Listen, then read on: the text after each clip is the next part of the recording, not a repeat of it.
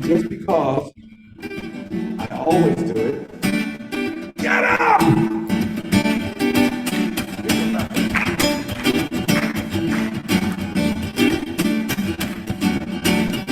Just repeat after me. I am one with all that is. How powerful I am. All I need right in my hands. All is truth, how strong I stand. Oh God, deep within me. With your light now I can see. I will listen for your voice. And with freedom I rejoice. Heaven within my heart. Power within me.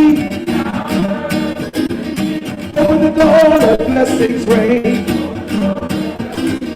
Fill my soul in every way.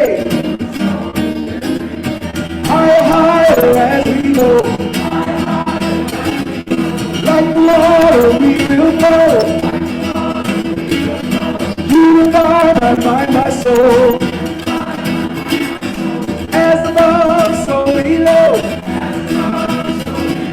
One God, one mind, one soul, one heart. One God, one mind, one soul, one heart. Higher, higher as we go. Like the water we will flow.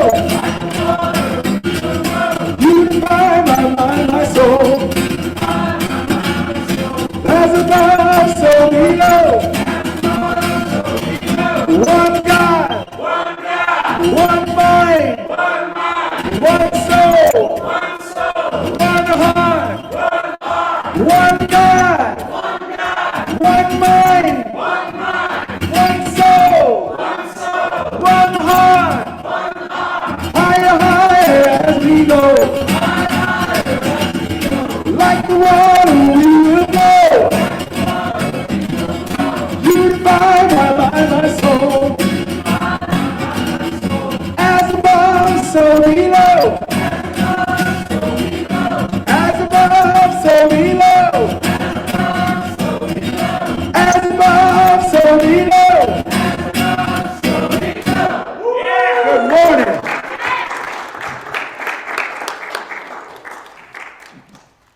Thank you, Chandarul, for that song that we have been benefiting from for all these years. It goes down as probably one of my favorite. So, mothers. I'm mildly amused and yet appreciate some. I'm a Facebook lover. I do. I love Facebook. Not all the time, but there's a lot of amusing things and there's a lot of inspiring things. You have to know what to search for, and it gets you when it gets your algorithm, you're going to get good stuff. You know, if you don't train it, you get junk. But I'm amused by some of the men that I have seen, and I don't mean amused in a critical way. I mean I'm amused and appreciative of the men that come on Facebook now and they talk about, if you think women aren't strong, be witness to a childbirth. There's so much that goes on. I wish my boys could hear this. Because as a mother, there is no greater pleasure, and then there's no greater pain. Those things often, they collapse into one thing. I remember when I gave birth to my son Michael, I thought I rose to sainthood. And I knew immediately I was part of a sorority that was second to none. Motherhood and parenting and the act of giving birth, or if you don't give birth, the act of adopting, but being a mother, positions each one of us to feel things so intensely, so unlike anything else. The tears I have cried over when I used to worry, the concerns. My son went to an alternative school for many years, and then we had to decide when to switch him over to a public school. We didn't have to, that's what we did. But the worry, I would cry every year, right around the August time, when I'd have to make that decision. And so I'd like to tell you that the way that Khalil Gibran says your children are not your children, they are the sons and daughters of life's longing for itself. I'd like to tell you that's the way I come to it, but I don't. And most mothers I know don't. If our children are in pain, guess what? We're in pain. If our children aren't happy, guess what? We're trying to figure out how to get them to happy. If our children are hungry, even if they're adults, we're trying to think, what vein can I cut to bleed for them? And I'm not even trying to be amusing. There's nothing more important to me in my life than my children. And I often have made fun and I talk about the hours of labor that I went through. But I want to revisit that because those hours of labor were my investment in this experience with these boys. I have only sons. My mother did this 7 times.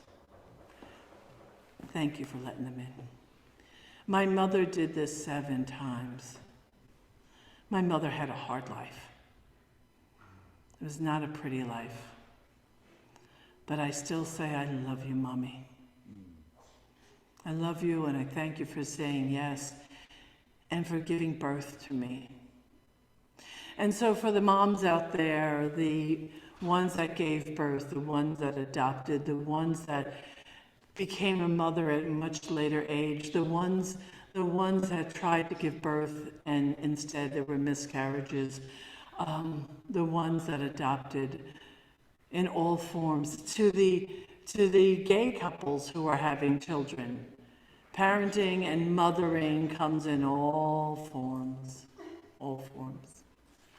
So I just would ask you to appreciate that your mom, no pun, did the best she could. She did the best she could with all of her failings and all of her successes. Some of you have great stories and some of you have not great stories. But let us be the ones to hold our mothers in this high and holy place. Because I gotta tell you, what it takes to get the body to 10 centimeters to let that baby pass, that's commitment. No kidding, that's commitment. So I invite you to just feel the presence of your mother within. Take her with you, bless her. And if you have issues, clear it up and let her be free in this lifetime or another. Let her be free. So happy Mother's Day to the moms. Thank you. Much love to you.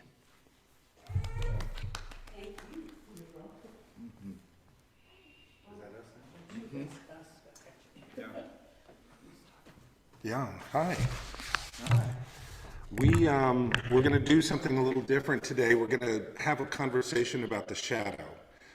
For those of you who watched last week or were here last week, if you haven't watched it actually, you should go to YouTube, to the center's website, to see the talk that Reverend Michelle gave last week, because it really sets the tone for this whole month in which we're talking about the shadow. So that's a great place to start. What we're going to do today, there's a few things that I wanted to get across about the shadow, but we're going to be in conversation about it. So come up here with me. And I just wrote down the things that I wanted to get across today. And one of the things that I wanted to talk about, when we talk about the shadow, the reason it's so important is because when we start to learn that there is this thing called the shadow, which Carl Jung really put a name to it. It's always been there. He just happened to notice it in philosophy and psychology and theology and the arts. He just started putting it together and named it. And he said that we are all made up of different facets, one of which is our shadow. If we don't notice it, it starts making itself known. And here's a visual. I'm a visual thinker. I don't know if anybody else here is visual, but it's a visual way to think of it. So picture for a moment a super strong light, one of those super troopers right here, and it's really, really bright. A bright light automatically will cast a shadow right here. Does that make me your shadow? So the brighter the light, the larger the shadow. So in this visual right now, if this light was here, Reverend Michelle is standing in my shadow. So when I look at Reverend Michelle, metaphorically speaking, I'm not seeing Reverend Michelle, I'm seeing my shadow all over Reverend Michelle. I can't even see her exactly because my shadow has now been put all over her. And I think that's a great visual way to think of why we need to deal with the shadow, is because otherwise we just project it onto a big part of our life. Not every part necessarily, but it's there all the time. Yeah. Yeah, you agree? Yeah. All right, I'm 1 for 1. Now, one of the other things I wanted to talk about, because we are part of a philosophy called the science of mind. In the science of mind, we talk about positive thinking, right? Change your thoughts, change your life. Change your thoughts, change your life, which sounds so great. And we do it. And when I was first new onto the science of mind path, and I started understanding that negative thoughts created more negative experiences and positive thoughts, I was just like, whoa, this blows my ever-loving little mind. And I started putting up the Post-it notes with the affirmations and doing all that kind of things. And very quickly, things started to change, right? So if our life is like an onion, I've filled with metaphors today. If our life is like an onion, and we start to peel it away, the shadow is in every layer. So when we start to peel it away at that first time, like I did when I first came to Science of Mind, and I'm like, oh, okay, negative thinking replaced with positive thinking, get better results, and it worked. I deserve more at work. Positive thinking, I get a promotion. This stuff works. The shadow, it's a piece of cake. And then you peel another layer, and there's the shadow again. It's like, oh, okay, now let me take this a little deeper and you deal with our tools and you go down another layer and it's still there. And there's a tendency, I think, to then think, maybe this stuff doesn't work because I keep going deeper and the shadow keeps being there. But if we know that the shadow is going to be there at every level, and that as the lighter we shine the light the brighter we shine the light in our life, the more we need to pay attention to the shadow, then I think our tools begin to make sense in new ways at every step of the onion. Mm-hmm. So, go ahead. Well, the only thing is, it's funny because, the onion and peeling the onion has been the metaphor for decades and upon decades. Yep. And I'm only now starting to swap it with the idea of a lotus flower. Because the lotus flower also does this opening. And the beautiful thing about a lotus flower, which is why in my, even in the forgiveness course, and we are who we are, right? Because of what's at the center of the onion, what's at the center of the shadow. There are parts of you that are stronger because that exist. And the beautiful thing about a lotus is that it's beautiful because it's pulling up, it's transforming the mud and the muck to its beauty. Same thing with the shadow. You can't be afraid of it, or I encourage you not to be afraid of it. And if anything, and this is the message I tried to give last week, like, let us get excited about recognizing it. Right. Let us be excited about our reactions. Because every piece, every reaction, we can go, oh, oh, there's another piece of me to adopt. It's a clue. Yes. Yeah. Yeah, there's a way in. That's another path. Oh, I don't like the way that person's looking at me. Huh. What am I feeling about it? I mean, and that's, that's what I hope we get to, because not to make it wrong and not to make it dark Right. and not to make it awful. Well, I taught a class years and years ago, probably 30 years ago, in another state, and we were in the class and we were talking, and I said something about uncomfortable feelings that come up, or maybe we have to process some of our shadow work and our anger and this and that. And the woman, I still remember, she was right in front, and she wore one of those little sailor suit outfits. She even had the little sailor hat, the little white sailor hat. She's burned in my memory. Anyway, and she was just, kind of high strung at that point. And she raised her hand and she goes, I don't have any of those negative feelings.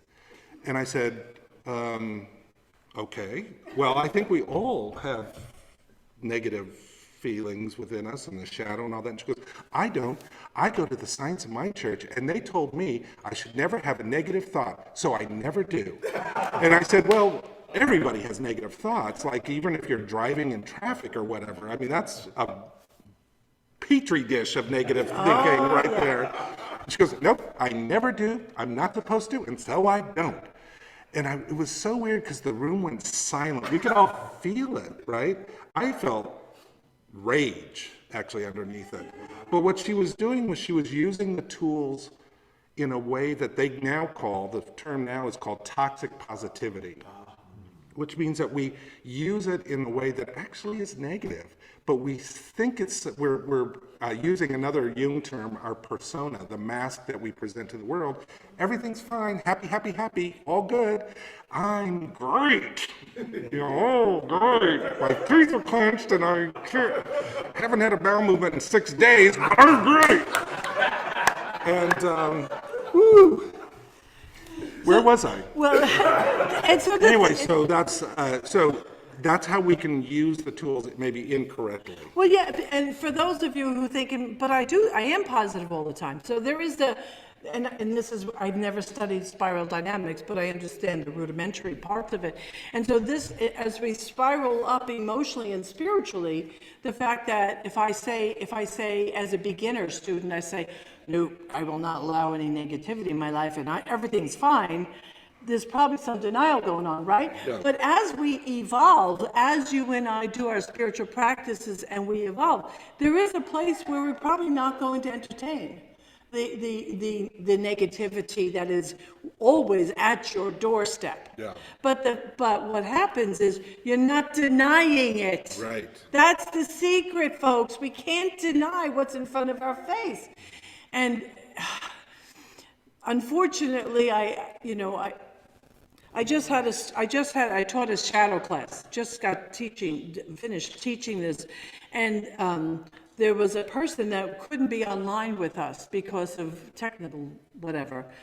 And that week, after laying down the foundation that there is no outside, there is no other, we create our own experience, I got a phone call from her saying that I made her feel unwelcome. I thought, wait a minute, what happened? How did that message get through? Because it's the new mind. See, when we're first here, you just, yes, be positive, but don't deny that you're feeling something. Yeah. It's the denial. And your body will suffer, and I think that's where you're going, right? Your body will, over here. Yeah. Your body will suffer.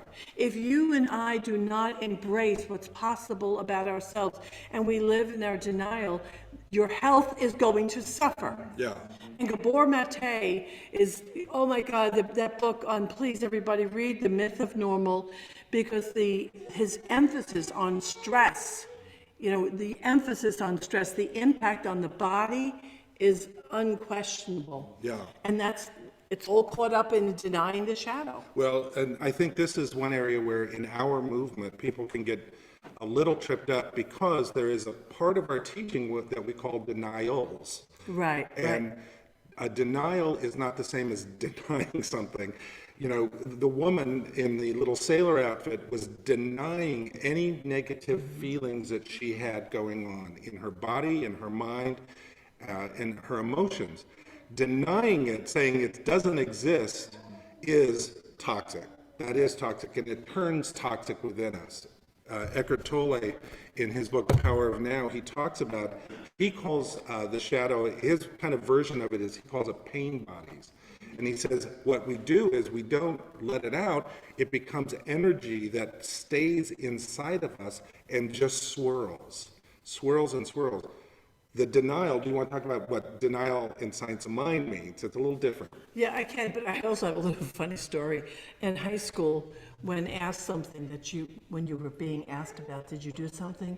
Our philosophy then was deny. But that's neither here, that's neither one of these. So when we use denial in the affirmative way, I know that sounds like a contradiction, we are denying the power of the thought. So if I'm working with somebody who's experiencing ill health, I'm not denying their experience. I'm going to deny it as a reality in their life. I'm not going to deny that they're having difficulty, but I'm going to deny the authority that they might have given to their doctors. Because our power gets invested in these places. So we want to take the power back, and the way we take our power back is by denying the authority we have given away. Yeah. That's the difference. Yeah, and then what we can do is on the spiritual path, we always are learning to perform spiritual alchemy, which is turning lead into gold. But in spirituality, it means taking what looks like one thing and turning it into a blessing in our lives. So, you know, here's what my fourth or fifth metaphor of the morning.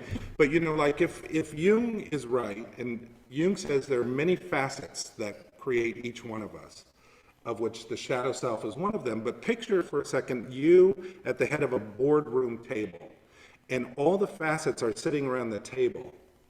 And you're supposed to be in the CEO spot, right? The head of the table. That's supposed to be your area.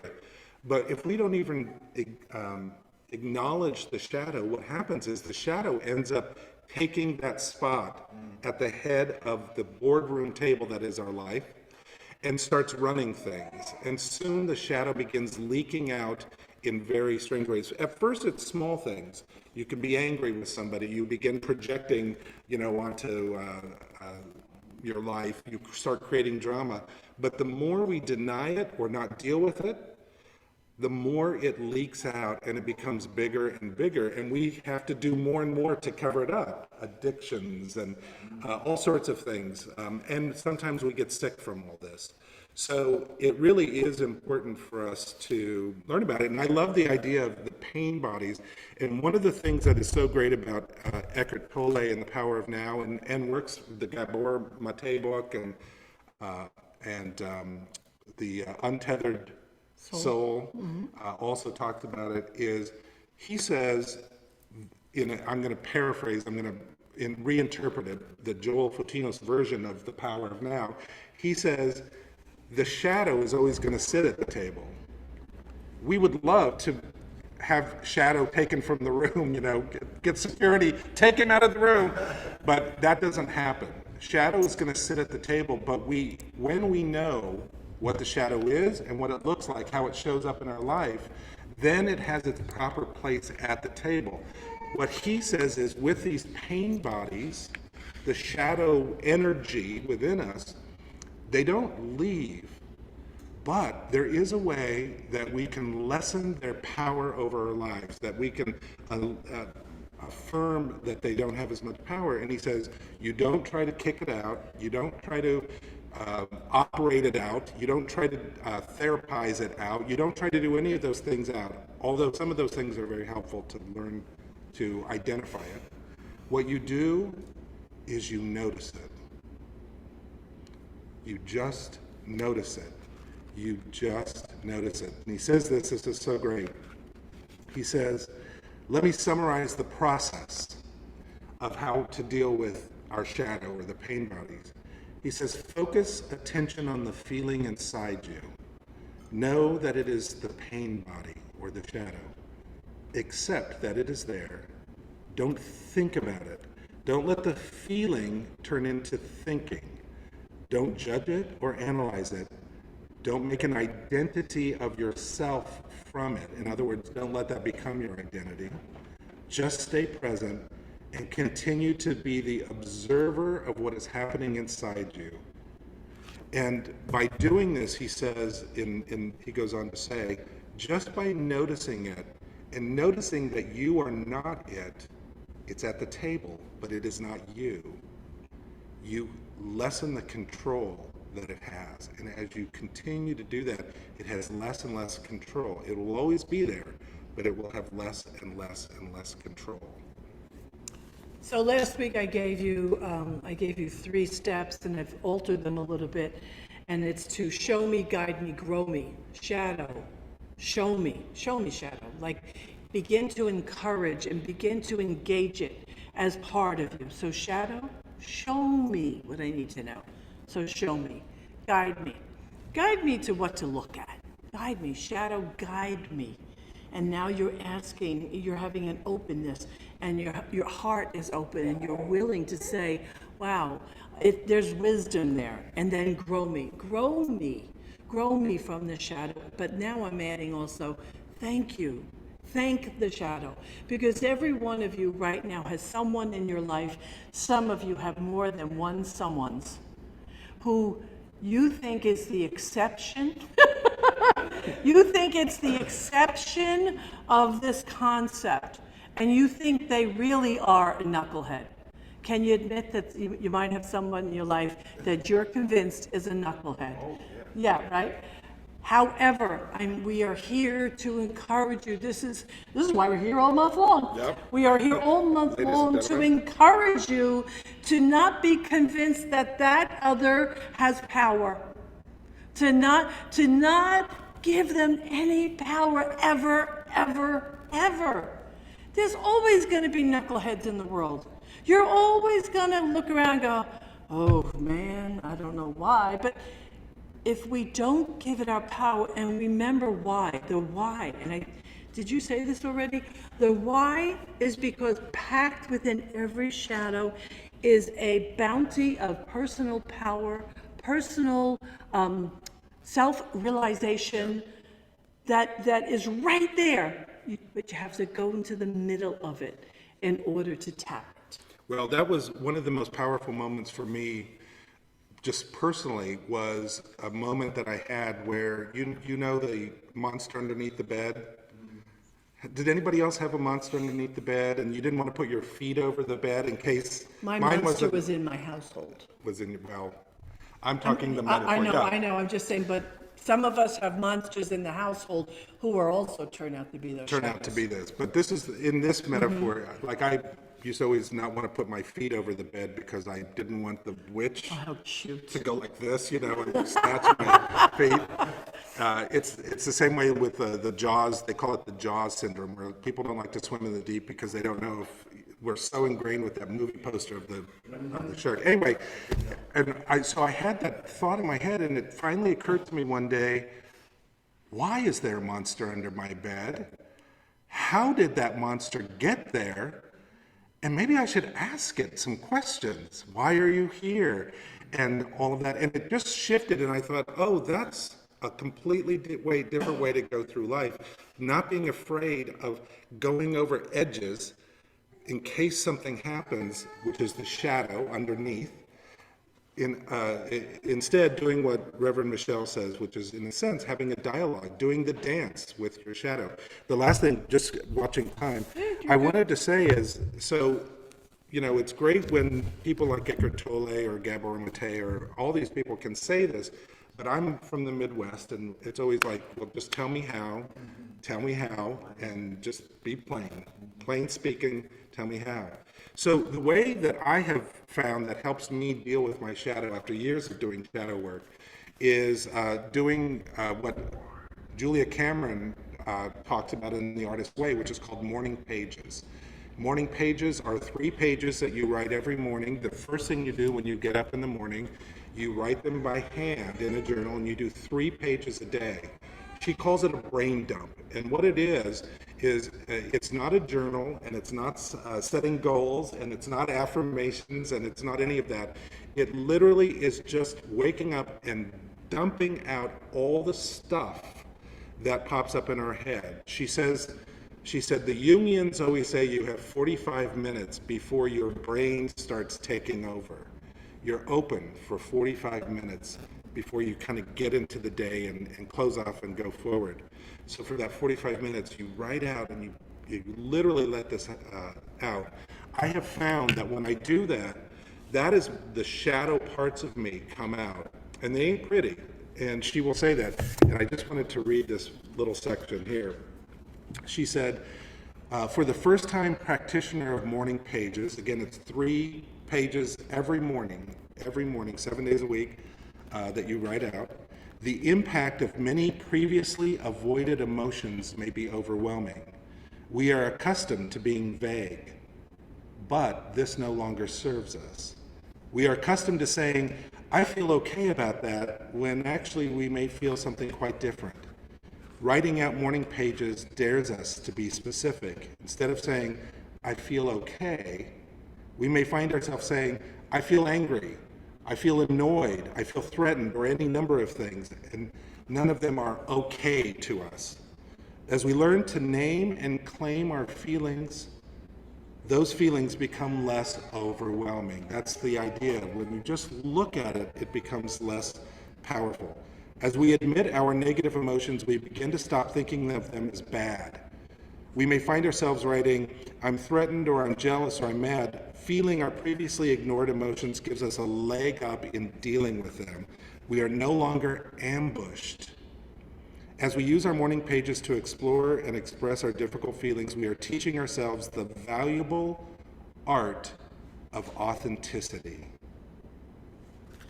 That is what dealing with the shadow is. That's why giving it a space so that all of that can come out every day. Now it's out of you. It's not in you. It's out of you.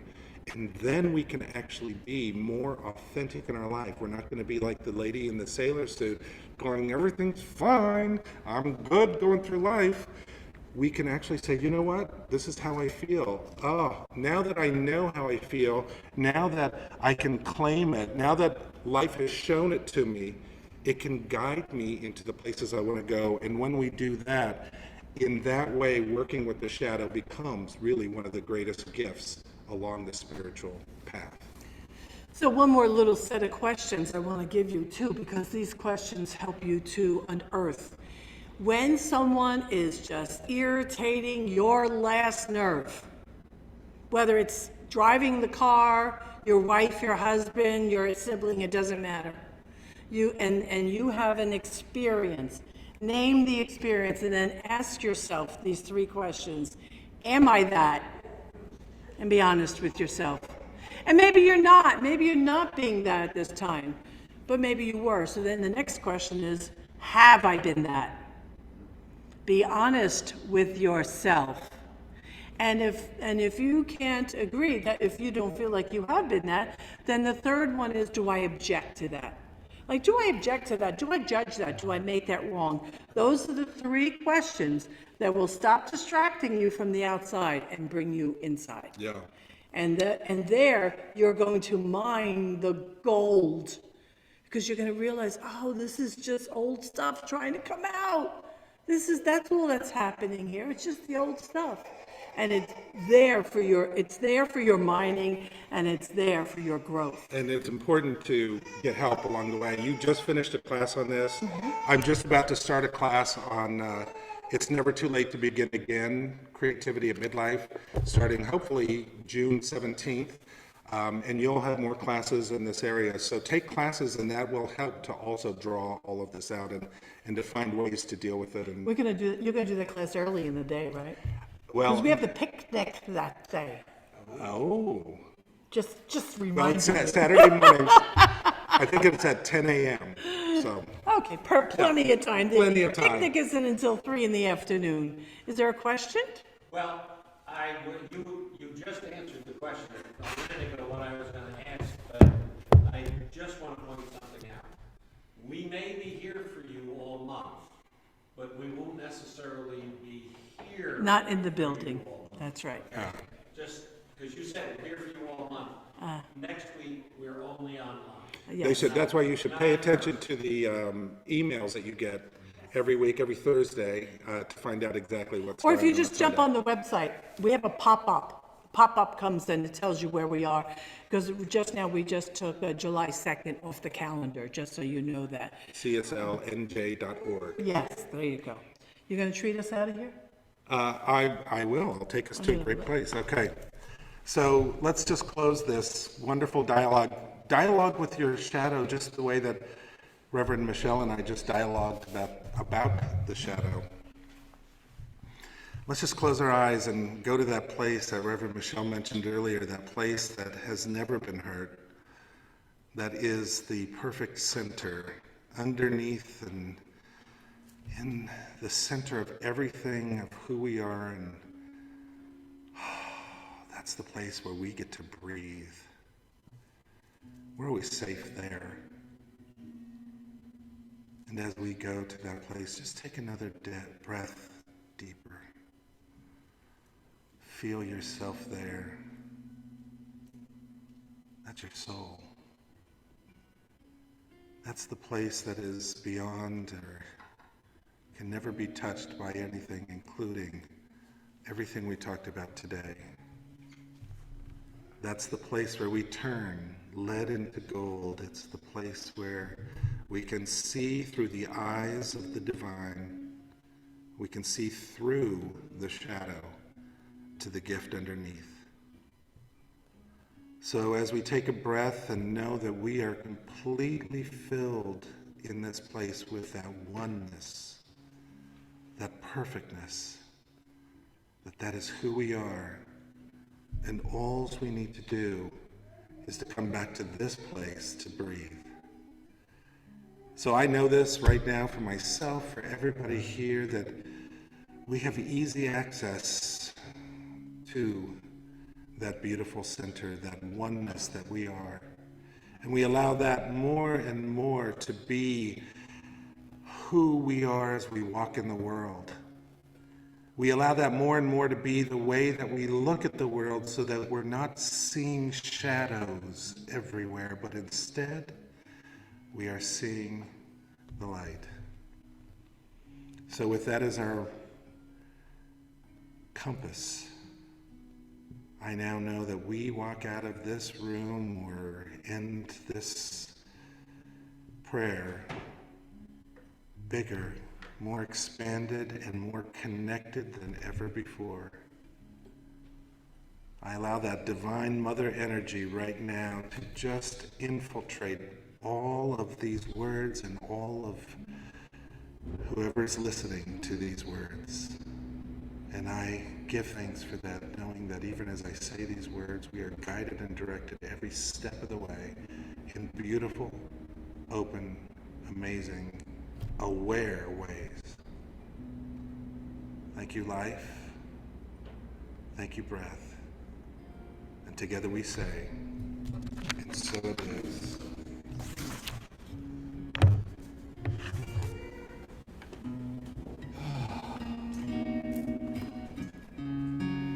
Is this song for all of us?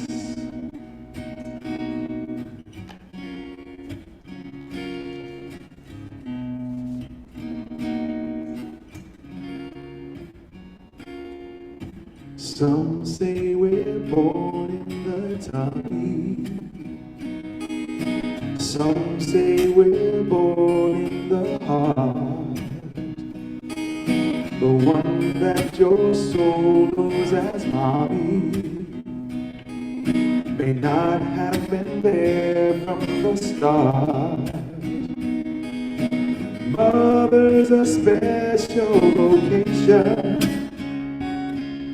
a call of the womb or the soul, by blood or no family relations. This love sets us free, it makes us whole. So here's a cheer to all who wrap us in their hearts this way, who nurture love and keep us safe. Happy Mother's Day. An auntie, a neighbor, a sister, a brother, a lover, a teacher, a daddy and mother. It's all about love, all about love, love, love.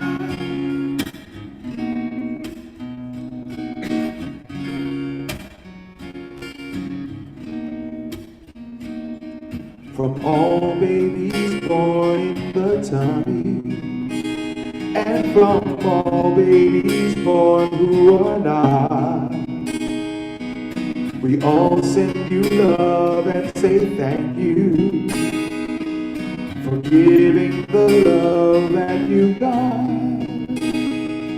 So here's a cheer to all who wrap us in their hearts this way, who nurture love and keep us safe. Happy Mother's Day. Who nurture love and keep us safe. Happy Mother's Day. You nurture love and keep us safe. Happy Mother's Day. Yeah.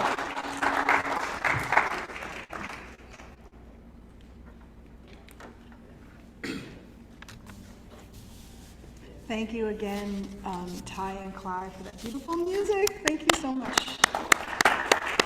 We're so fortunate to have such talented musical accompaniment on Sundays. So I want to do our conscious giving affirmation. So it is in your chat if you're online, and it's printed in the bulletin that you have in front of you. Many of us know this by heart because we've been saying it forever. All right, so the conscious giving affirmation, you can hold your gift to your heart if you choose. I bless this gift that I give today. I give this gift from my heart and I give it mindfully. May my gift go further to heal, prosper, and bless this center and all who enter. I accept all good that comes as a result of this flow, knowing that it returns to me multiplied abundantly, and so it is. So all the different ways that you can give, again, they're in the chat. We have a bowl in the back of the room, and it has envelopes. The old envelopes are back. However, don't use the address that's on here. That address is no good anymore if you want to mail something in. The address is in the bulletin, it's in the chat, and it's also on the website. So if you're in person and you want to give, you're welcome to use the envelopes.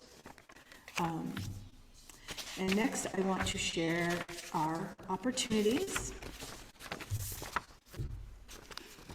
So if you're in the room, there are flyers on the chairs about the New Thought Food and Fun picnic gathering that Reverend Michelle just spoke about on June 17th.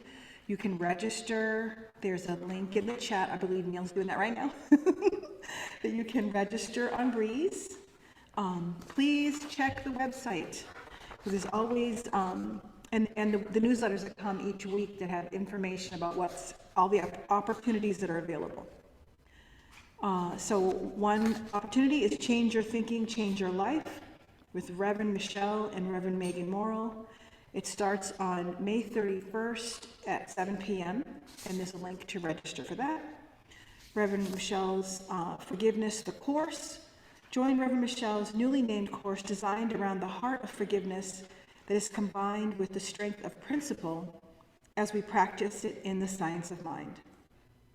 So this is scheduled especially for the people on the West Coast, and it starts at 6 p.m. Pacific time, 7 p.m. Mountain time. And again, there's links to all of these things that I mentioned in the chat and in the newsletters. And call a practitioner for treatment. I'm a practitioner. We have lots of practitioners. There's links in the, again, in everywhere for reaching the practitioners, especially on the website. There's a whole page dedicated to all of the practitioners that we have that are here to know the truth for you and to support you in whatever you're experiencing right now in, during your challenges and also the good times. So call a practitioner. And I would like to thank you for coming, and Ty and Clive have one more song for us. Thank you so much. We expect you to sing along. You can play the game, you can act out the part, so you know it wasn't written for you. Tell me, how can you stand there with your broken heart, ashamed to play in the fool?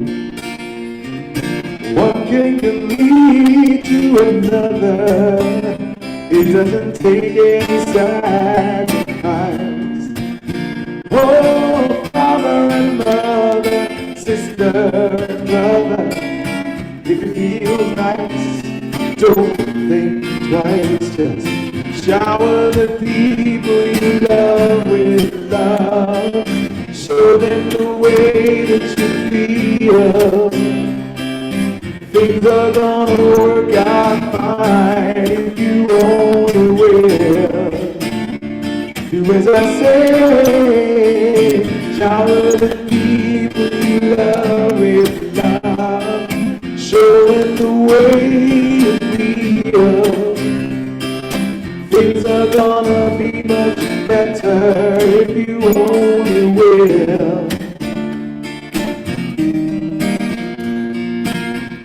You can run, but you cannot hide. This is why you know. Now what you plan to do with your foolish pride when you're all by yourself alone? Once you tell somebody the way that you feel, you can feel it beginning to ease. I think it's true what they say about the squeaky wheel always getting loose. It's better to shower the people you love with love. Show them the way you feel. Things are gonna work out fine if you only will. What I'd like to do, shower the people you love with love. Show them the way you feel. Things are gonna be much better if you only will.